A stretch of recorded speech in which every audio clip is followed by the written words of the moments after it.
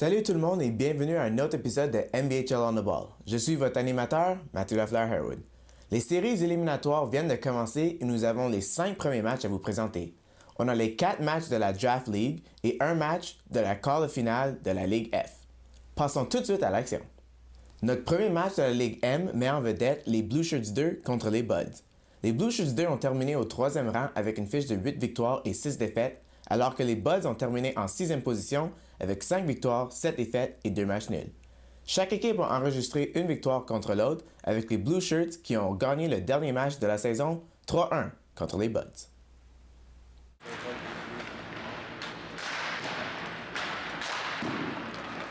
On débute ce match avec les Buds à l'attaque. Keith League contrôle la balle derrière le filet avant qu'elle se retrouve devant Jimmy Goral qui s'élance pour battre Serge Day du côté de la mitaine. C'est 1-0, Buds. Ensuite, on assiste à une belle montée de Tasso Adamakopoulos qui va d'un bout à l'autre pour finalement se buter au gardien Jeff Howes. Avec 10 minutes à faire en première, les Buds vont doubler leur avance. En avantage numérique, Goral reçoit la balle à la pointe et décoche un tir qui a l'air à dévier devant Day si on se fie à sa réaction suite au but. Les Blue Shirts 2 vont réduire la marque 3 minutes plus tard. Le vétéran Chris Calihu se moque de son couvreur à la ligne bleue avant de se moquer de Howes alors qu'il le bat d'un tir bas. L'écart n'est que d'un but. Une minute plus tard, Ian Knight et Gabe Fatala s'échangent la balle dans l'enclave. Le numéro 22 décoche un tir sur réception qui déjoue Howes qui a la vue volée. L'égalité est créée, 2-2. Les Blue Shirts viennent très près de marquer un 3e but sans riposte avant la fin de la première, mais le gardien des Buds s'écarte de tout son long pour priver Calihu de son 2e but du match. Tout un arrêt à l'in extremis. Tôt en deuxième, une mauvaise couverture en zone neutre donne une échappée à Adamakopoulos. Ce dernier laisse Howes faire le premier geste avant de le battre avec un tir vif du côté de la mitaine. Les Blue Shirts prennent les devants. Avec le score maintenant 4-2, les Buds se voient donner une belle chance pour réduire l'écart, mais Dave frustre Eric Carlomusto avec un arrêt de la jambière. Un arrêt qui vaut un 2e regard. En essayant d'ouvrir la machine pour revenir dans le match, les Buds s'ouvrent à des attaques en surnombre. Les Blue Shirts vont capitaliser sur leur chance quand Calihu patiente devant Howes pour inscrire son 2e but du match. Les Blue Shirts 2 l'emportent 5-2 et est la première équipe à se qualifier pour les demi-finales. 4 joueurs ont eu 2 points ou plus dans ce match pour les Blue Shirts 2 et leurs meilleurs joueurs ont mieux joué que ceux des Buds. Ils connaîtront leur adversaire à la fin de la soirée. Pour notre 2e match venant de la Draft League, on retrouve Last Call contre Donkey Punch. Last Call ont terminé au 2e rang avec 8 victoires, bon pour 16 points, tandis que Donkey Punch ont fini la saison au 7e rang avec 5 victoires, 8 défaites et 1 match nul. Les deux équipes se sont divisées les honneurs durant les 2 matchs de la saison régulière.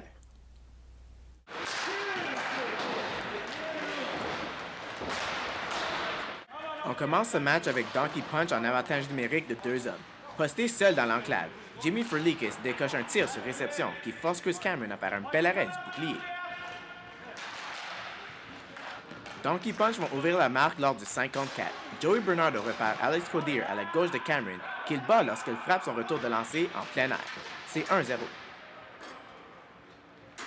Last Call crée l'égalité 2 minutes plus tard. La balle se rend à Lauren Spivak lors de la mise en jeu et il décoche un tir foudroyant qui bat Howard Efros qui n'a vu que du feu. On assiste ensuite à un beau jeu individuel de JF Perry. Le numéro 14 de Last Call fait le tour du filet et des joueurs adverses avant de revenir à l'avant pour battre Efros en prenant son propre retour de lancer. Last Call prend les devants dans ce match.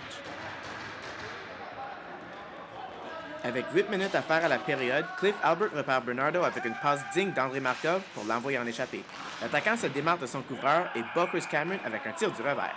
L'égalité est créée. Maintenant en 2e et en avantage numérique, Bernardo déjoue les 4 joueurs de Last Call pour s'amener seul devant Cameron, mais ne peut le battre. Last Call se va donner 2 chances en or pour reprendre les devants. Premièrement, Mike Habib ne peut déjouer Efros sur un échappé, mais ensuite, Spivak et Norm Plouffe font une passe de trop devant le filet et le jeu abat. Quelques jeux plus tard, Spivak se voit donner une autre chance et décide de tirer, mais Efros capte la balle. Sur une autre attaque de Last Call, Steph Tiber voit son tir frapper le poteau à la gauche du gardien. Un but qui aurait pu faire la différence. Avec moins de 2 minutes à faire au match, Mike Brisson gagne sa course dans le coin et repère Cody.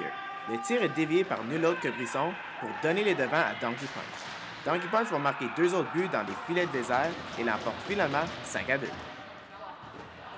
Avec la victoire, Donkey Punch rejoint les Blue Shirts 2 en demi-finale. Joey Bernardo a participé à tous les buts de son équipe, finissant la soirée avec 2 buts et 3 aides.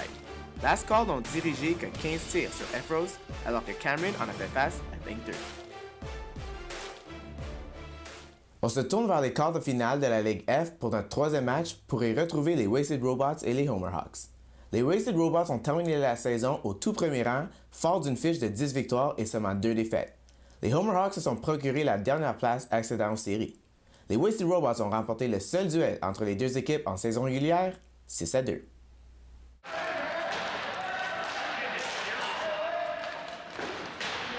On commence ce match avec les Homer Hawks en avantage numérique. Le tir initial de Louis Verano rate à la droite de Joe Fuoco. Mathieu Jobin s'empare de la balle dans le coin et réussit à couper vers le filet, mais ne peut battre le gardien. Un revirement en zone des Homer Hawks donne une chance en or à Shane Renaud, seul devant Alexandre Mercier, mais ce dernier lui barre la route. Les Wasted Robots vont ouvrir la marque en avantage numérique. Phil Bray prend un tir frappé que Mercier arrête, mais Tom Bromby saute sur le retour pour donner les devants à son équipe. 1-0. Les Boys en bleu vont doubler leur avance moins de 90 secondes plus tard. Richard Pellequin entre en zone adverse et attend de l'aide. Il repère Justin Kernan qui entre à toute vitesse avant de battre Mercier avec un tir des poignets du côté du bouclier. Maintenant, en deuxième période, Mercier fait tout ce qu'il peut pour garder son équipe dans le match. Il arrête d'abord le tir provenant de la pointe, mais garde ses meilleurs arrêts pour Kernan et Renaud, avec 2 arrêts coup sur coup. Difficile de lui en demander plus. Les Homer Hawks vont s'inscrire au tableau à la 4e minute de la deuxième. Ils s'échangent bien la balle en avantage numérique, avant que Steve Jett prend un tir sur réception, suite à la passe de Yannick Pelletier pour battre Fuoco. On assiste ensuite à du grand Mercier qui, cette fois-ci, frustre Nick Bray devant le filet. Matt McCullough va marquer le 3e but des Wasted Robots avant que Pellequin donne un coup de masse aux Homer Hawks lorsqu'il est laissé seul pour décocher un bon tir qui bat Mercier. L'écart est maintenant de 3 buts. Malgré avoir été battu à 4 reprises, Mercier ne lâche pas et fait un bel arrêt contre Shane Pollard. Avec la marque maintenant 5-1, les Homer Hawks vont battre Fuoco de nouveau. Le tir initial de Nader Bakhtarawad est stoppé, mais Jett prend le retour et bat le gardien pour son 2e but du match. C'est le plus près que les Homer Hawks vont s'approcher des Wasted Robots qui gagnent finalement 6-2. Ça veut donc dire que les Wasted Robots ont leur billet pour la demi-finale. Bromby était le joueur le plus dangereux dans ce match, terminant avec 1 but et 2 aides. Les Homer Hawks n'ont dirigé que 10 tirs vers Fuoco, comparé à 31 pour Mercier.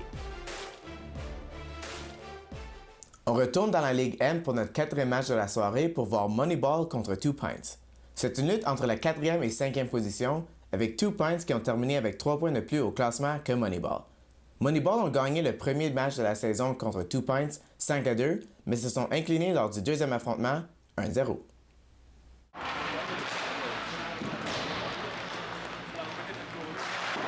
Notre 4e match commence en zone de Two Pints. Dino Delgrosso se voit donner une belle chance dans l'enclave, mais Bruce Coupithwaite fait l'arrêt. Autour de Two Pints pour attaquer. Laurent Cohen déborde son couvreur sur la bande, mais son tir frappe le poteau à la gauche de Charles Cimentier. Il était si près d'ouvrir la marque. Quelques jeux plus tard, Cimentier bloque le tir initial de la pointe. Marc Lavoie s'empare du retour dans l'enclave avant de battre le gardien à l'aide d'une belle feinte du revers. Two Pints mène 1-0. Two Pints reviennent à l'attaque 1 minute plus tard. Lavoie intercepte la balle à la ligne bleue de Moneyball. Il va remettre la balle à Claude Thibert, qui va battre Cimentier avec un tir bas. L'avance est maintenant de 2. Moneyball tente de répliquer aussitôt. Nick Peleos va réussir à soutirer la balle au défenseur, mais ne peut finalement décocher un tir alors qu'il traîne littéralement un homme sur le dos. Avant la fin de la première, posté dans l'enclave, Miles Tustin va se faire frustrer par Cimentier. Avec moins de 10 minutes découlées en deuxième période, Tustin va avoir sa vengeance face à Cimentier. Encore posté dans une position favorable, Tustin décoche cette fois-ci un tir sur réception qui bat le gardien dans la partie supérieure. On avance maintenant à la 5e minute de jeu en deuxième. Suite à une mise en jeu gagnée en zone adverse, Chris Monroe va s'emparer de la balle au cercle des mises en jeu et va prendre son propre retour pour donner une priorité de 4 buts à son équipe. Cimentier doit ensuite se montrer vigilant pour garder son équipe dans le coup en s'illustrant devant Tustin encore une fois. En fin de deuxième et sur l'avantage numérique, Al Jurkic va se voir donner tout le temps au monde pour décocher un bon tir, mais Cupith-Waite fait l'arrêt. Avec une dernière chance pour priver le gardien de 2 Pints du blanchissage, Tim Beck réussit un lancer du revers qui se rend jusqu'à Cupith-Waite qui fait l'arrêt malgré le trafic devant lui. 2 Pints vont finalement remporter la partie 4-0. Cupith-Waite a eu la soirée facile en faisant face à seulement 11 tirs, alors que Cimentier en a fait face à 27. Thibert, Tustin et Lavoie ont chacun fini avec un but et une passe. Avec la victoire, 2 Pints avance en demi-finale. Pour notre dernier match de la soirée, on voit les Silver Bullets croiser le fer avec High Chicago. C'est un duel de David contre Goliath alors que le premier rang affronte le dernier rang. Les Silver Bullets ont dominé la ligue avec 10 victoires en 14 matchs, alors que High Chicago ont fait le contraire avec seulement 4 victoires. Les Silver Bullets ont gagné les 2 duels en saison régulière, 5-3 et 7-2.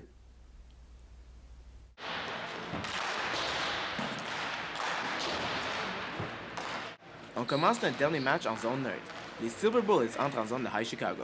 Lee Kang fait un tir passe que Chrissy Gray a dévié devant Joe Bastone. Après seulement 3 minutes de jouer, c'est 1-0 Silver Bullets. Les Silver Bullets reviennent à la charge à la 10e minute de la première. Le dégagement de Bastone est intercepté. Le tir initial est repoussé dans le coin, mais Kang s'en empare avant de remettre à Igrea, qui marque facilement son deuxième but du match. Tentant de revenir rapidement dans ce match, Costa Anastasopoulos prend un tir frappé que Randy Dunis repousse. Anastasopoulos est ensuite à l'origine d'un revirement dans sa zone et les Silver Bullets attaquent en surnombre, mais Bastone fait l'arrêt de la jambière. Avec 2 minutes à faire en première période, High Chicago vont réussir à réduire l'écart. Incapables de s'emparer de la balle profondément dans leur zone, Joe Dolce va prendre l'occasion pour prendre un bon tir frappé pour battre Dunis du côté du bouclier.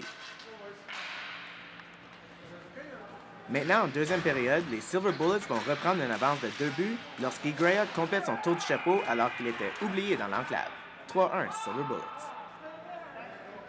High Chicago bourdonne ensuite en zone adverse et tente de réduire l'écart de nouveau. Anastasopoulos reçoit la balle à la pointe, s'avance pour avoir un meilleur round, mais son tir rate de peu à la gauche du filet. Il était venu si près de marquer. Le numéro 96 est à l'origine d'une autre attaque de High Chicago. Il contourne le filet avant de repérer Mark DeSouza à la pointe. Ce dernier décoche un tir frappé qui bat Dunis qui avait vraisemblablement la vue voilée. L'écart n'est que d'un but. Les Silver Bullets tentent à 2 reprises à doubler leur avance, mais Bastone réserve une leçon aux défenseurs des Bullets alors qu'il le frustre avec un bel arrêt de la mi-temps. De l'autre côté, High Chicago tente de niveler la marque en fin de match, mais Dolce et DeSouza manquent coup sur coup et le match finira avec une victoire de 3-2 pour les Silver Bullets. Avec la victoire des Silver Bullets, on connaît maintenant les matchs pour les demi-finales de la Ligue M. Les Silver Bullets vont croiser le fer avec Donkey Punch, alors que les Blue Shirts 2 vont se mesurer face à 2 Pints. 2 séries qui risquent d'être très intéressantes. C'est maintenant le temps pour le pire jeu de la soirée. On retourne au match numéro 3 pour un jeu que plusieurs joueurs vont aimer, alors que l'arbitre essaye, sans succès, d'éviter la balle et vient très près de trébucher. Et maintenant, pour le jeu de la soirée. Pour ce, on revient à notre tout premier match. Pris hors de position suite à l'arrêt initial, Jeff Howell se jette devant son filet pour frustrer Chris Kalihu. Un arrêt digne du jeu de la soirée. C'est tout pour cet épisode de NBHL on the Ball. Il reste encore beaucoup d'hockey jusqu'à temps que tous les champions soient couronnés. Si vous voulez avoir une copie de votre match au complet, contactez Sean Guerrero. Si vous voulez avoir votre match filmé en dehors de On the Ball, contactez-moi. Suivez-nous sur Twitter et aimez-nous sur Facebook. C'est Mathieu Lafleur-Harewood qui vous souhaite une belle journée.